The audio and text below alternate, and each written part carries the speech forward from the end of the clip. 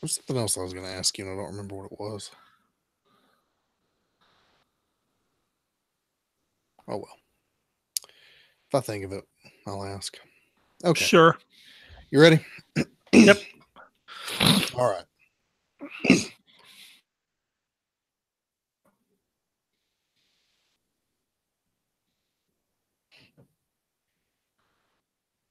All right. 3, 2, 1.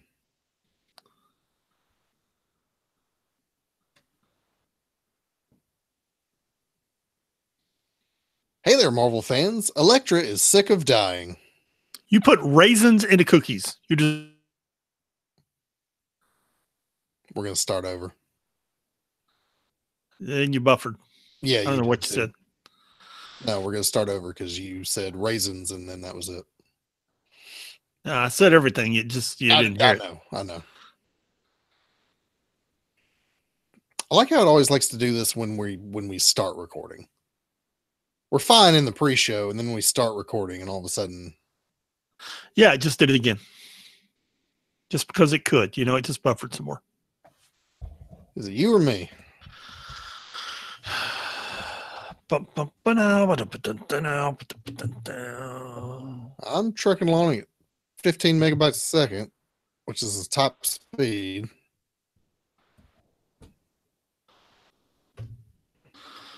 You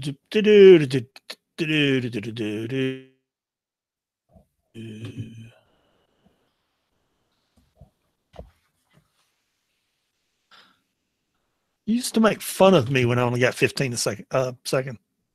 Yeah, it's when I had 100, but because my uncle's an asshole, we can't get more than 15, even though he's paying double what he would pay Charter for 100 megabytes a second. So I just live with what I can get. I've made the case to him. Look, you understand you're paying double the money for a fraction of the service. I don't care. I don't need more than 15 anyway. Yeah, but you could get 15 for less than. Never mind.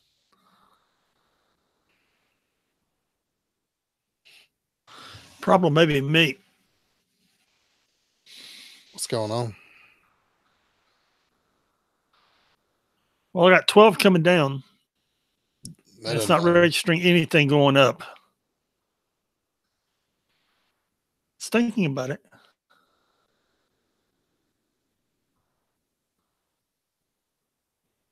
Yeah, it got real bad all of a sudden.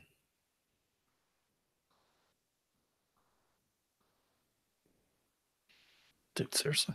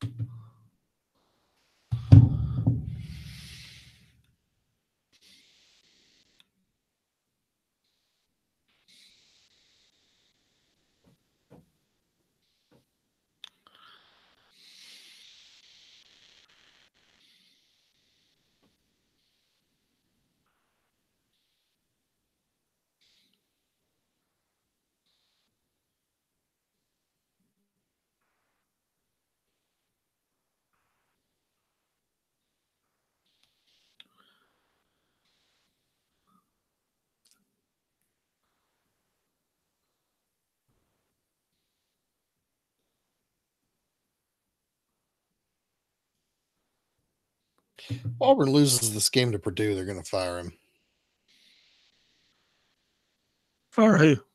Gus Malzahn. Oh. And why is he hiring people if he's going to get fired? Assuming he loses the game to Purdue.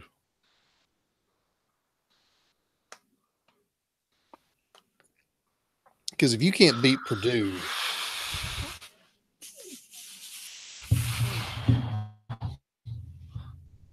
Well, they're why Ohio State isn't in the national championship. Right.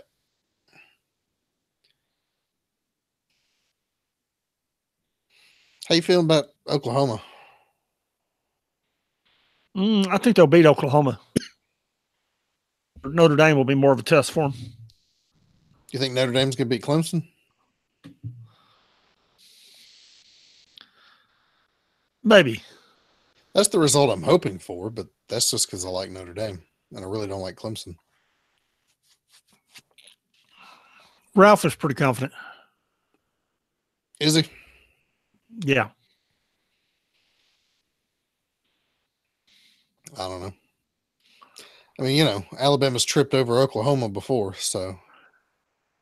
But they got no defense, man. They don't, and y'all got Tua this year and Jalen, so.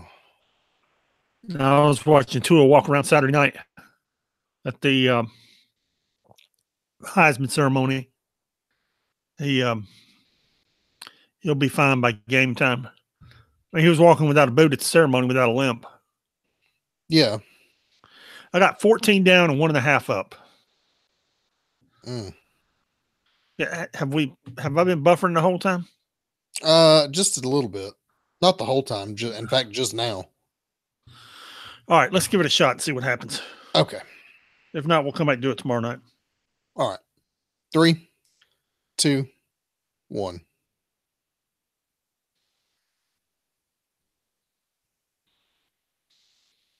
Hey there, Marvel fans. Elektra is sick of dying. You put raisins into cookies. You deserve to die. West Coast Spider-Man coming soon? All this and more on this week's episode of the 6 Months Behind podcast.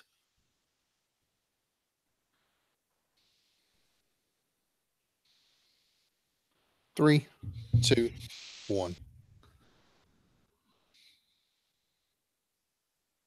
What is up? This is the 6 Month Behind 2018. Do it again. I am Pat. Do it again. What? You buffered right in the middle of it. Okay, fine.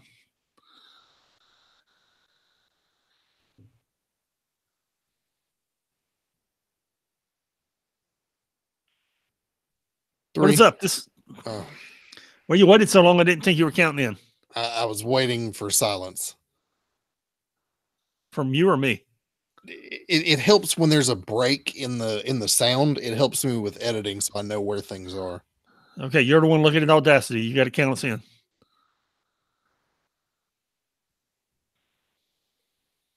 Three, 2, 1. What is up? This is the 6 Month Behind podcast for the week of 12/3/18. I am Pat. And I am Sean. And this week we are James Bond and Cloud Strife. How you doing, man? I'm good. The reason we're James Bond and Cloud Strife is because all I've done this past week is replay Final Fantasy VII and watch 007 movies. There you go. Yeah, I got home from work and I was just like, you know what? For these next couple days that I'm off, I'm not doing anything. I'm going to play video games and watch movies. And I watched pretty much all the James Bond movies at this point and played Final Fantasy VII for 14 hours. Who's your favorite Bond actor? Pierce Brosnan. You think so? Yeah, I mean, Sean Connery, of course, is the icon. Classic. Yeah, like people who say Sean Connery are people who've never seen 007 movies. They say Sean Connery because that's all the only one they know. He's classic and he's the icon and he's the original. You can't just say Sean Connery. For me, it's Pierce Brosnan. I know that's not a popular response because people think he didn't do a good job. I think he was a great Bond, and it also helps that GoldenEye was the first Bond movie I ever saw. So, well, how can you not say Sean Connery? Because he's the original.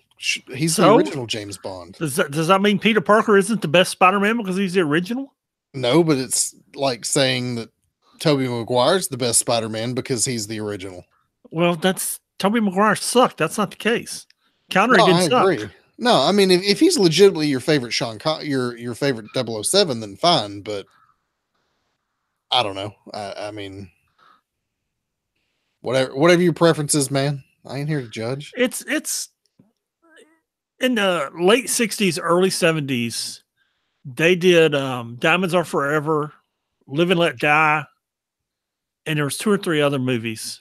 And there was just like From there was Russia like with Love and Her Majesty's Secret Service. they were all coming out back to back to back to back. And Connery did one, and Roger Moore did one, and then Connery had another one come out, Mhm. and they were all 3 outstanding. Yeah, yeah. They were just they were great, man.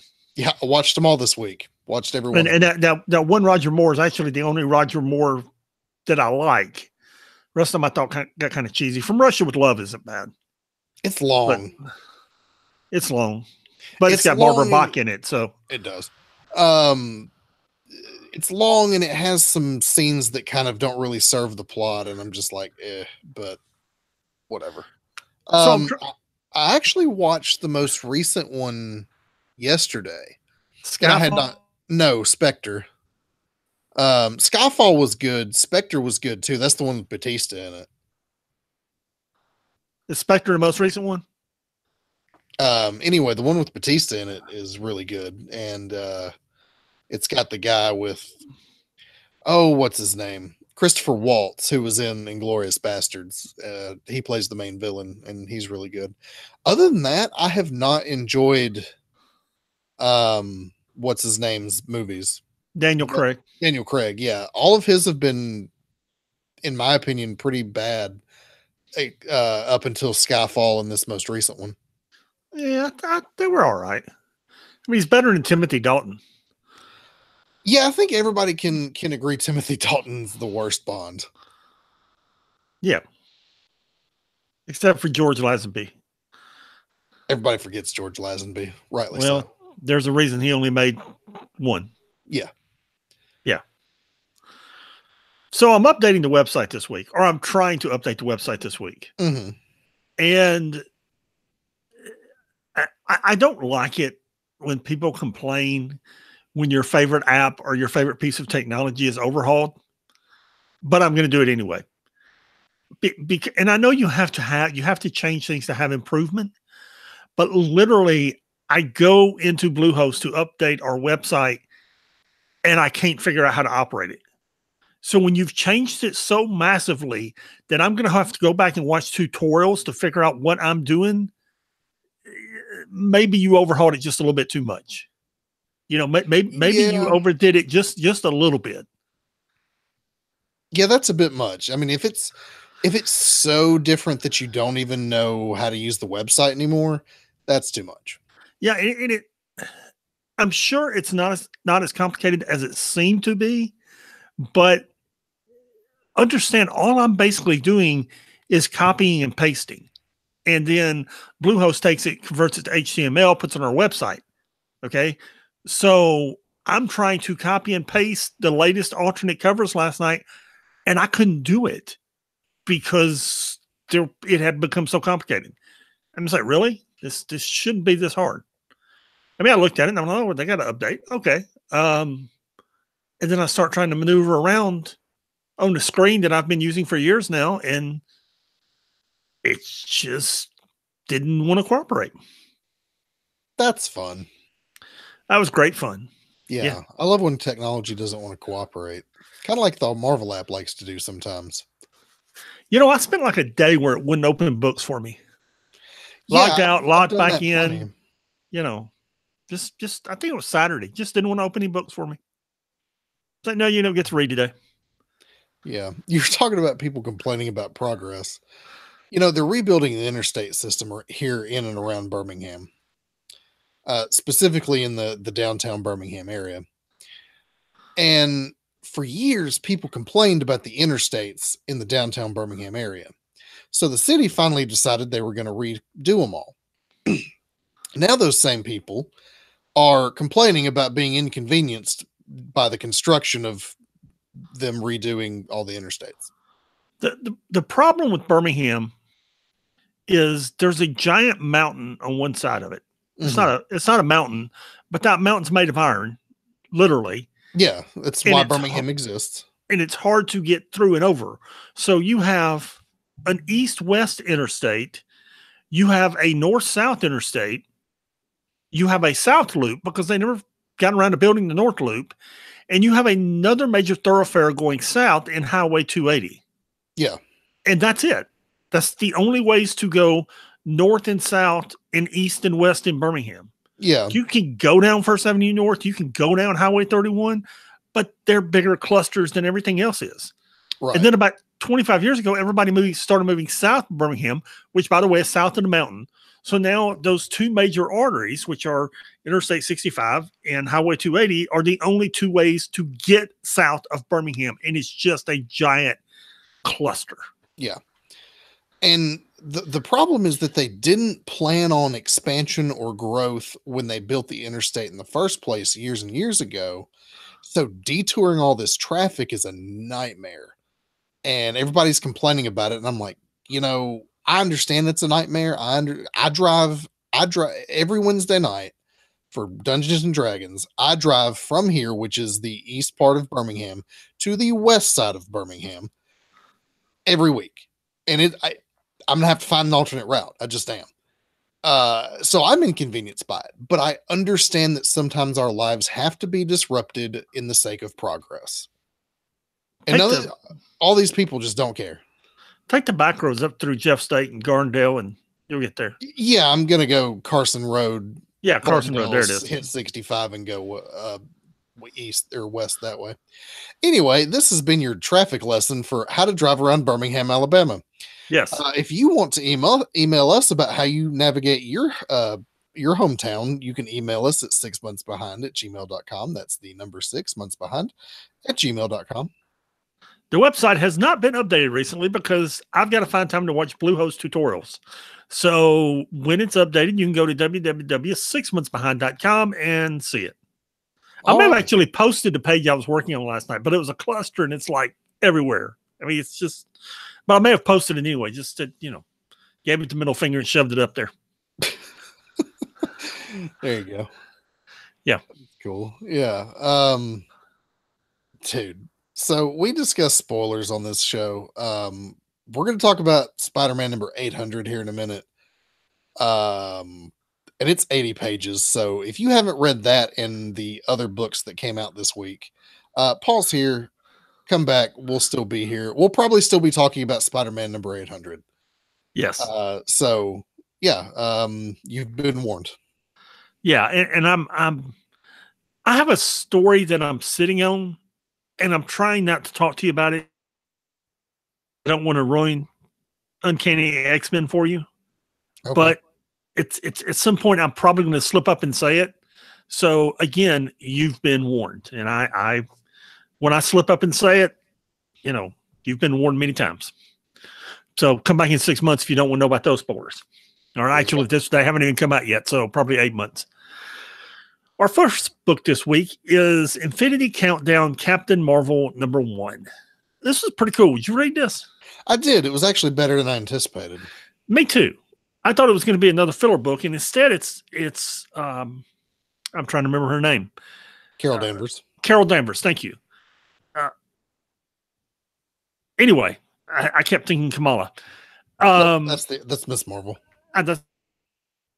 Well, she's got the Reality Stone, and the issue opens with her fighting. It wasn't Terrax, it was Battlestar. That's who it was, Battlestar.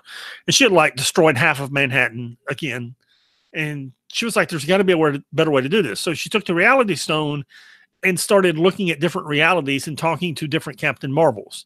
And then, excuse me, she started finding different versions of her life and different versions of herself that had been affected by different things she had done. It was really a pretty cool issue. It really was. I enjoyed it. I don't know if you enjoyed it as much as I did, but it was entertaining. It was good art too. Yeah, I did particularly enjoy the art in it. Anytime you involve alternate realities, I'm always into it. So having her deal with other versions of herself, other Captain Marvel from other universes, seeing some of the fallout, like some things that we, events that we have seen happen, but happen differently, like the whole thing with Rogue. That was cool. Yeah, it was a good issue. It was good. I enjoyed it. Yeah, I did too. It was very good. No Avengers comics this week. We go straight to X-Men with X-Men Blue 28. A lot kind of happened in this issue. I'll be the first to say I don't really understand what Magneto's up to, but there's this whole Mother Vine thing, and we see Emma finally snap and turn her back on the villains. Her and Miss Sinister get in a fight, and it allows all the X-Men that they have captive to break free. Zorn sacrifices himself to take out one of the bad guys here. Bastion, in fact, which was cool to see Bastion go out that way, but that's so much for Zorn. But Zorn's one of those characters that it feels like ever since he was created, they didn't know what to do with him. So it feels like this was probably a good way to exit him from the stage, because they did the whole pacifist monk thing with him for a while, and then they tried to put him on this team, and his power is such that it just doesn't really work in a team at all. And I don't know. I think it was a good way for him to go. Between the power of Emma Frost and Polaris, they're able to pull Alex Summers back from the brink and restore his mind to what it once was and turn him into a good guy again. And then Magneto's up to something. I can't really tell. There's a page at the end that says things to come, and you just get one little scene of each thing. And you've got the most interesting to me is you have the return of the young X-Men with Jean Grey in tow, and we thought she was dead, or we're told she was dead. Oh. You've got Emma Frost sitting on the throne at the Hellfire Club. And then there's another one where Magneto's summoning the Brotherhood of Evil Mutants. So we'll see. Interesting. Half of those are from X-Men Black, and they're really good. They're really good. Cool. They also healed Alex's face in this. Yeah. They took the scars away. Yeah. So, and he's about to show up in Astonishing X-Men, where there's been like 2 6-issue story arcs in Astonishing X-Men, and they've both been really good. We're getting number 12 next week, which will be the last issue of that arc. Really good. Then you get into the next arc, and it's mercifully canceled after that arc. For the love of God, it's canceled. Okay. Well, my understanding is Charles Soule was taking on other projects, and so they just canceled the book. But I also wonder if sales weren't great. Dude, yeah, we'll discuss it when it gets here. Yeah, it started really strong. That first arc with the Shadow King was good, and then this whole thing with Proteus or whatever has been meh. So we've discussed this before, and we warned you about spoilers at the top.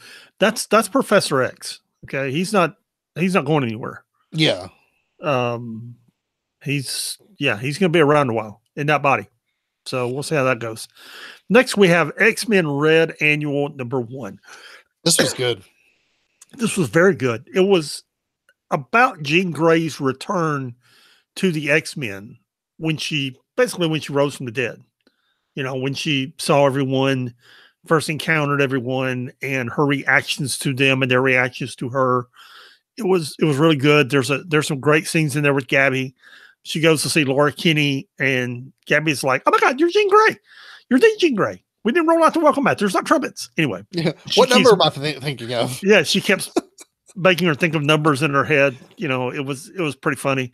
It was a good story. I really, you and I, neither one are big on annuals, but this annual was very good. It served a purpose, and I enjoyed it. This annual did what annuals should do, which annuals shouldn't be throwaway side stories that take away from the main story. They should be something that you can read in one go that gives you an idea of what's happening in the main book that it's an annual of. And that's what this did. It picks up where she gets resurrected in that, what was that Phoenix thing that we were? I don't know. I think it was Phoenix Resurrection. Yeah, Phoenix Resurrection. It literally picks up from that moment where that ends, the day that she comes back. goes through all of her exploits and talking to people and her catching up on things, to her deciding in the first issue of X-Men Red #1 what she wants to do now that she's back. And it's a point A to B connection between her resurrection and what she has decided to do with this new X-Men team. It fills you in on the details of that, and that is what an annual should do. Yeah. It was a good annual, which is not something that happens very often. Yeah. Amazing concept. Good. Yeah. So Spider-Man number 800. If you do a page by page review of this, we're going to be here all night. Yeah, no, I'm not going to. Here's the thing. A lot happens in this comic book, but it's 80 pages. So I'm going to hit the highlights. And if you didn't read this for yourself, I don't know what you're doing with your life. Because it's Spider-Man number 800. So it's the big showdown with the Goblin, for real, is what most of what this is. Spider-Man flies off after the Red Goblin, and he what he intends to do is to go to Alchemax to get the anti-venom serum, but the goblins beat him there.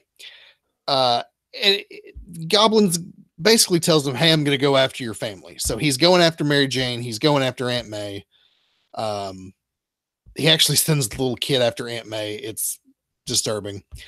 He gets a helping hand from Doc Ock there, because even though Doc Ock is Doc Ock again, if you remember, he was Peter Parker for a while and came to have an affection for Aunt May. For Aunt May for that reason.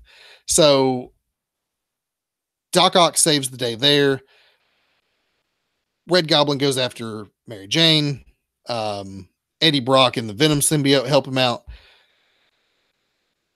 Eddie Brock sends Peter Parker off after the Red Goblin with the symbiote, so he's got the black suit on again. And finally, we get to the big showdown, but not before Flash Thompson sacrifices himself for the greater good, gets killed by the Red Goblin. And the whole scheme here was he intended Norman Osborn to have Liz Allen hand over Alchemax to not him, because he couldn't legally do that, but to his grandson. And he was going to control the company through his grandson. Spider-Man shows up in the nick of time to foil that. Flash Thompson gets killed. There's a Red Goblin tries to take out everybody in the middle of Times Square. And then, oddly enough, the person who saves the day is an exploding car. That's what takes the Red Goblin out, is an exploding car.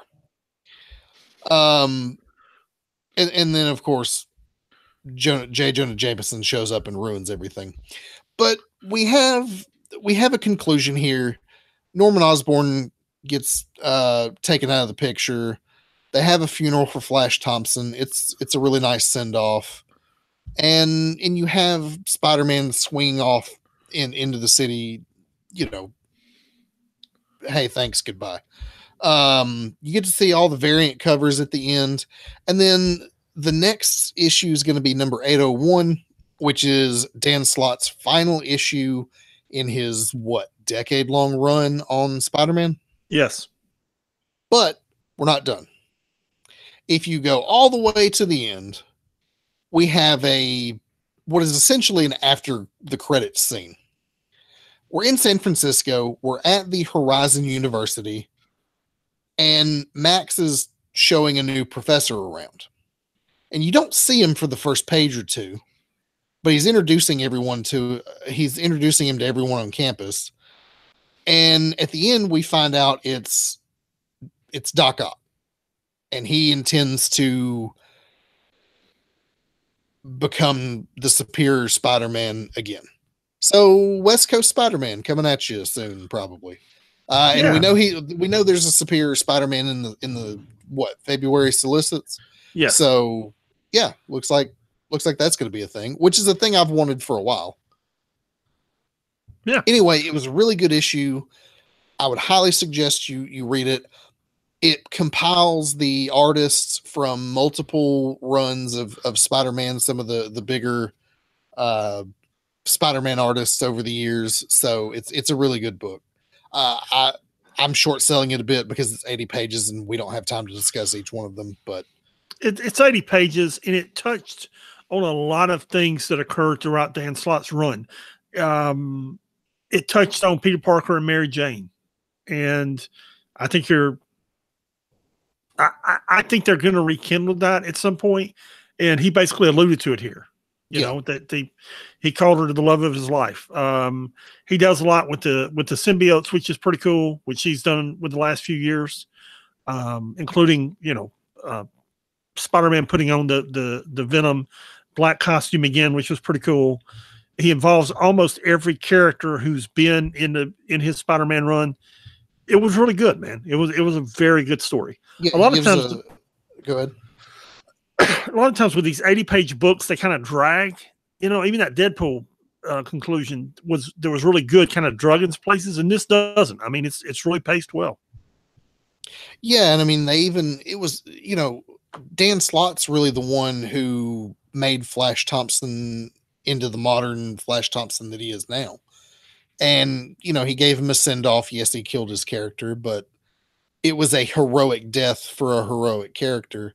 And yeah, this is Dan Slott wrapping up his time at Spider-Man, putting the bow on a few things, wrapping up some storylines, and the next issue will probably be the big reset for was it Nick Spencer taking this over?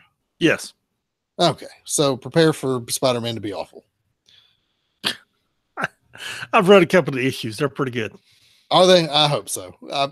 I give Nick Spencer a bunch of crap because he did Secret Empire, and I didn't care for Secret Empire, but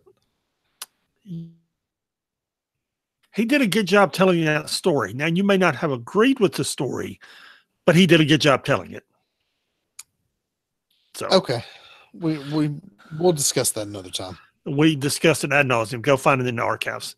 Yeah. 6monthsbehind.com. They're all there. They're on the whatever you use to stream this feed. They're there. Amazing Spider-Man Review, Renew Your Vows, number 19. Yeah, it came out. Peter and Mary Jane go on take a cruise. Everything of course, because it's a cruise, a sea creature attacks. They attack the sea creature. Turns out the sea creature is just defending its unborn or newborn child. Namor comes to defend the sea creature. Namor stops making out with the ship captain, who's female. There you go. Yeah, it was a thing that happened. It came out. Sometimes this Renew Your Vows thing is really good. Like sometimes you get really good story arcs and issues, and then sometimes it's just like, what is this? One of the reasons that I believe Nick Spencer is going to revive Peter Parker and Mary Jane is this book sells so well, and I think it sells so well because people just want to see Peter and Mary Jane together. There's a huge segment of Spider-Man fans who their investment in Spider-Man is the relationship between Peter Parker and Mary Jane. Yes. And that's not you or I, but there's a huge segment of fans that are super invested in their relationship. I'm a Gwen Stacy guy, but there's a lot of people who prefer Mary Jane, and I understand it. Yeah. Moving on to Spider-Gwen 32. This is also a comic book that's moving into its end game. Number 34 is going to be the last issue. So we're really starting to wrap up some things here in Spider-Gwen. Gwen's come to term with her emotions over her father and her role in what's happening in all this. She's learned to control the Venom symbiote. And this is kind of her big final showdown with Matt Murdock, who in the Gwen Stacy universe, or the Spider-Gwen universe, is the leader of the Hand. So it's their big showdown. And we'll see where we go from here. And at the end here, she actually hands herself over to the police officers after detailing her whole story. And yeah, we'll see what happens. I enjoyed this. And Jean DeWolf is the detective that she turns herself over to, which in Spider-Man lore is a pretty famous character that they killed off about 20 years ago. Yeah. But if you've enjoyed Spider-Gwen, you should be reading the next 2 issues of this because it's almost over. For now, somebody else is going to pick up the. It's going to get a relaunch. Yeah, and I think she's going to be in West Coast Avengers. Yeah, she's showing up. It's just that Jason Latour is moving on, so they're gonna cancel the series and then relaunch it in a little while. She's gonna shoot into the stratosphere after this Into the Spider-Verse movie comes out. So, okay, you don't think so? I don't know. Okay. Oh, you mean the character-wise? I thought you meant they were literally shooting Gwen into the universe. No, I mean you meant the character's popularity. Okay, right, because she's going to get so much exposure from this movie that she's going to be everywhere. Yeah, I'm with you now. You lost me. Okay. Moving into the 616 universe, we have Daredevil 603. Any issue that has Daredevil and Elektra together fighting the Hand is a good issue, and that's what you have this time. There's lots of sexual tension and hints, and eventually Daredevil decides to free Hammerhead, the Owl, Black Cat, and what's the other guy? Anyway, Luke Cage's partner that he's been fighting with so much. He agrees to free the 4 of them so that they can restore order to their parts of the city. Diamondback, thank you. And then the I don't know, the ninja released some kind of poisonous fog over the city, and there you go. Yeah, this is another one that's going to be wrapping up not soon, but in a few months. And man, this is some of Charles Soule's best work. We say this every issue of Daredevil, but man, this is good. It really is. Yeah. Lockjaw number 4, which is the final issue. Lockjaw and D-Man fight Annihilus, and there's a happy ending, and Lockjaw goes home back to New Attilan. Hooray. D-Man? Yeah, D-Man. Okay, there's a reason I didn't read it. Yeah, D-Man's the main character in this. I didn't know what the reason was, but I do now. It's got D-Man in it. Yeah, this whole series has been a team up with D-Man and Lockjaw. Okay. A depowered D-Man. Even better. Yeah. It's over now, so hooray, everyone. It's morning again in America. Yeah. So, level 2 and 1 with this book. The art was fantastic. I don't know the universe number that they're in here, but Johnny and Ben are chasing their Reed and Sue. Instead, they stumble upon a world where Dr. Doom absorbed the powers of Galactus. They're joined by Dr. Doom from an alternate reality, and together the remaining members of the Fantastic Four and Victor Von Doom and a depowered Norrin Radd and Emma Frost take on Galactus Doom. And it's really good. I'm not going to, we're trying to get away from page by page reviews, so I'm not going through it. The art is fantastic. The storytelling is good because it brings Doom's relationship into with the Fantastic Four into perspective. So it's good. At the last, Reed tells Ben, this universe's Reed tells Ben, he says, look, I don't know what you're doing here, but this girl is misleading you because your Reed and Sue aren't alive. I would know if there were. I looked at her numbers. They're not making any sense. I don't know what kind of fool's gold she's feeding you, but this ain't working. So we'll see where that goes. Yeah, it was pretty good. I feel like it's spinning its wheels just a tad, and I wish they'd just get to the Reed and Sue thing. But Well, that's a me thing where I just, they want to stretch a story over 12 issues and I want it done in 3. they're So, stretching it out over 9, maybe. okay. To me, like the goal was to go find Reed and Sue. Now let's do that. Yeah. The goal was to tell interesting stories, which I think they're doing. Yeah, I mean, not that this wasn't interesting, but they're going to find Reed and Sue. Let's find them. Let's go. Come on. Come on. I ain't got time for this. This was good, man.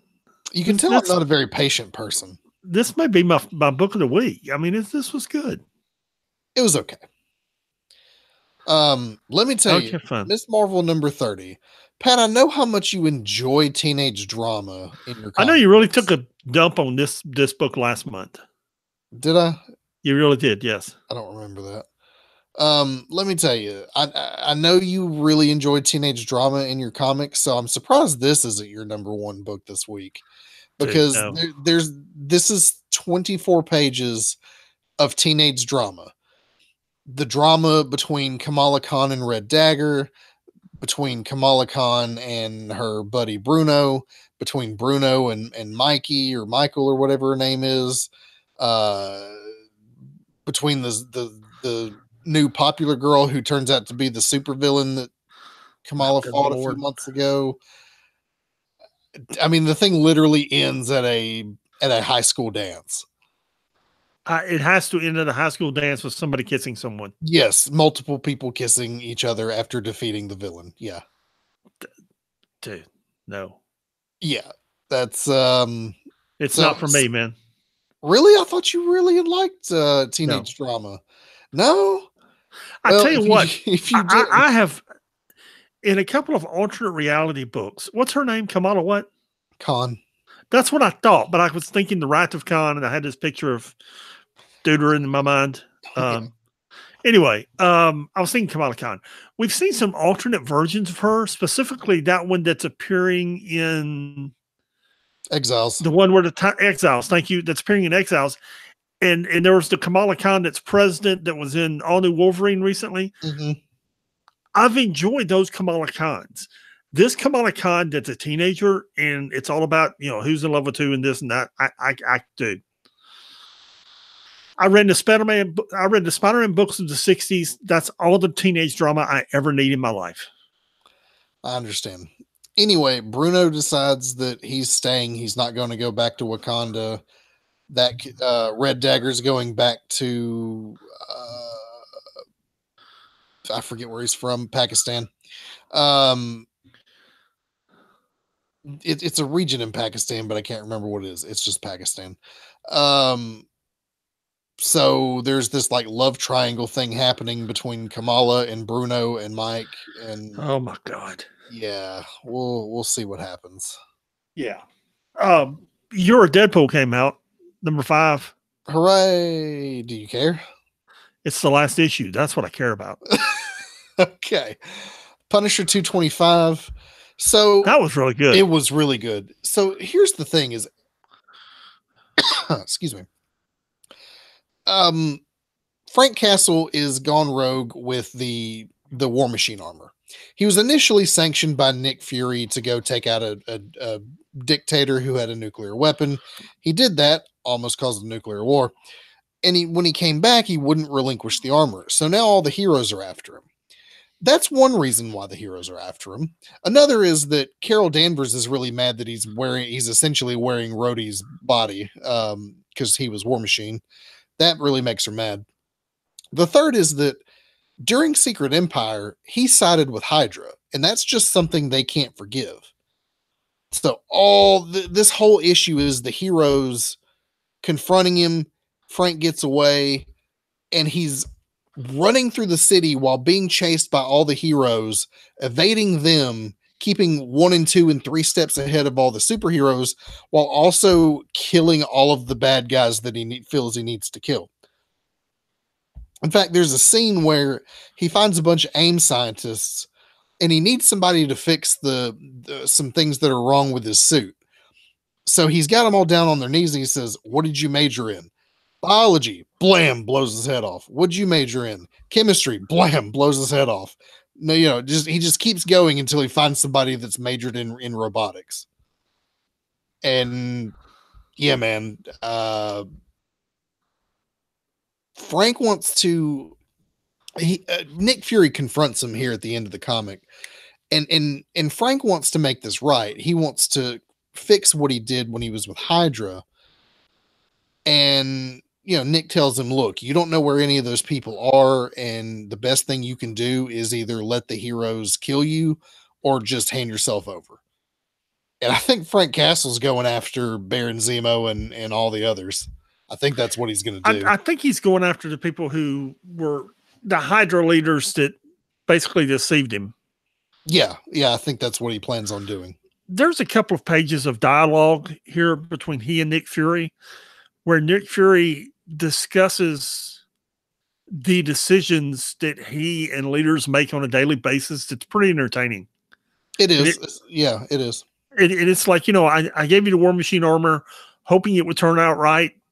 It kind of did. You got to give it up. And this was probably not one of my best decisions. It was really good dialogue. Yeah, because Nick Fury talks about how he has to make these kind of decisions all the time. Right. And the ramifications of those decisions. Right. And the fact that he made a wrong choice here, well, he's made a ton of right choices because there's things that, none of us know about things that didn't happen because Nick Fury made a choice. Right. Yeah. Moving on to the only Star Wars comic we have Lando Double or Nothing #1. This is a Lando miniseries. This takes place before you see him in Solo. It's whatever. I was hoping it was going to be good. I was looking forward to reading it. It's not bad. It's just not, it's inconsequential. It essentially is Han Solo's going to help some rebels, and yeah, maybe it'll go somewhere, but I don't know. We'll see. But it hasn't so far. It's Lando running around in a brand spanking new Millennium Falcon with his robot buddy and doing stuff. So whatever. Okay. Yeah, that sounds interesting. It's only the first issue. Maybe it'll go somewhere. Well, I had high hopes for it. You've kind of dashed them now. Read it if you want to. Make up your own mind on this one, because I wasn't. It's not bad. Don't get me wrong. It's not bad at all. It's just not. To me, it doesn't serve any story or give a glimpse into any corner of the Star Wars universe that we haven't already seen or that anyone cares about. So therefore, it's useless to me. Okay. It doesn't serve the main story in any way. It's just a side story. And who knows? Maybe it'll go somewhere. But at the end of the first issue, I was unimpressed. Okay. What was your favorite book this week? Spider-Man 800. Yeah, I agree. The Marvel 2-in-1 was very good. That Punisher book was really good. But yeah, Spider-Man 800. Dan Slott really, the thing read like a Tom Clancy novel at times, but it was good. Yeah, had Spider-Man 800 not come out this week, it would have been Punisher. Yeah, absolutely. But yeah, in the dump this week, we have Iron Man Extremis Director's Cut. Did you glance at that? No, because I've read all that stuff before. I haven't seen the Director's Cut, but I assume it's just extra material. I was wondering what the extra material was. I don't know. Okay. Marvel Legacy 60s through the 80s. I don't know what that is. They're handbooks. If you look, it tells you everything about a character, which I really enjoy, and I wish they'd get them all out there. Oh yeah, you always like that handbook stuff, the guide to the Marvel Universe and stuff like that. When you do them, yeah, I wish they'd get them out there. Wolverine, Hulk, like 1 through 6 or something like that, and Quasar came out. Yay! Yeah, that's a thing. Yeah. I never read any of that Wolverine Hulk stuff. Quasar, no one needs to read. Is that the Ultimate Wolverine and Hulk, or is it another Wolverine Hulk? It's old Wolverine Hulk. Okay. So I don't know what it's about, but yeah. I might go check out some of that director's cut extremist stuff because that was during Matt Fraction's run on Iron Man, and I really enjoyed that stuff. Yeah, that's the additional material. Yeah.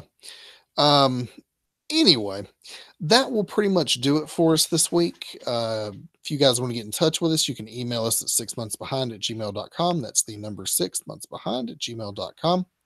You can check out the website, www.6monthsbehind.com, and see how my ongoing love-hate relationship with Bluehost is. All right.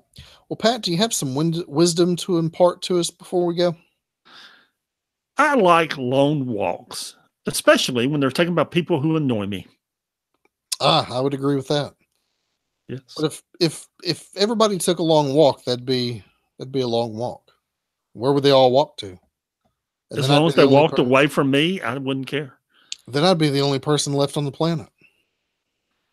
But there are people who don't annoy me, and they don't have to take a walk. Oh. I mean, I'd get annoyed with myself, so I'd start walking on my own. Yeah, I could see that. Yeah. Anyway, we'll see y'all next week. Peace.